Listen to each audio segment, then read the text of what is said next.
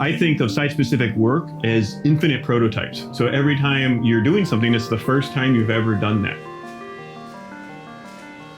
So that means it's a prototype, and by its very nature, there's going to be iterative change.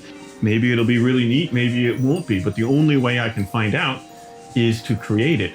And I don't have a 34-foot by 26-foot room that I can install everything and tinker with. So I will do that at the gallery, and then we'll see how it works in that site-specific space. I started out with making these suits. My first inflatable suit performance was actually me going around looking for electricity. I didn't know that you could buy lithium-ion batteries and power fans, so that was the origins of the inflatables. And it really made these interesting situations. So instead of having to be at the museum or the gallery, you could just be in the park, or you could be at the bus stop.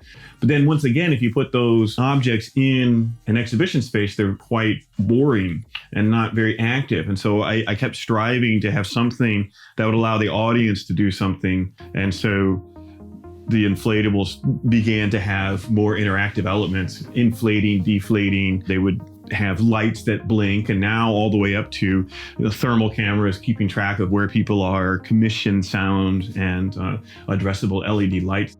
This is my prototype, and this is a thermal camera, and it's going to count the presence of people that enter polychrome dome, and so the dome will react to that.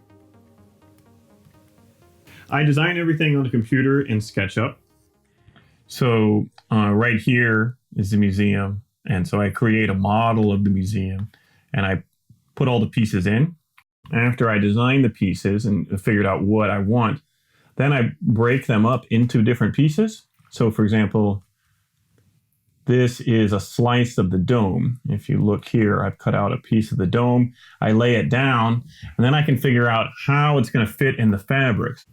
So once I have all that, then I sew them together with my sewing machine. I've got a nice double needle sewing machine.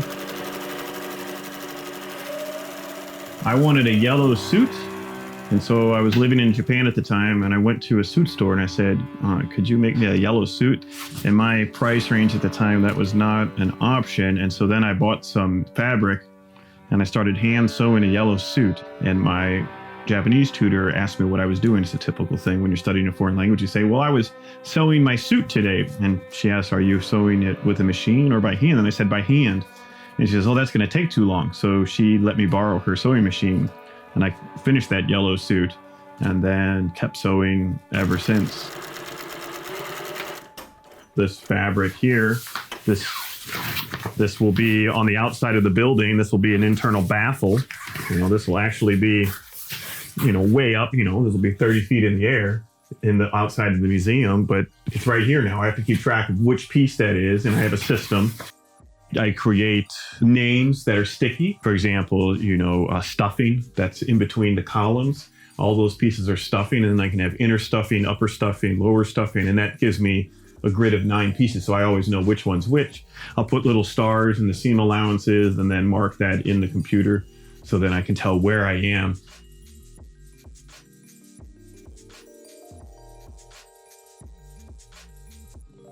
I think sometimes people misinterpret the whimsy. They're tongue-in-cheek and they're meant to be fun and funny, but they're also very serious. They're very complicated, serious, thoughtful interventions into a space.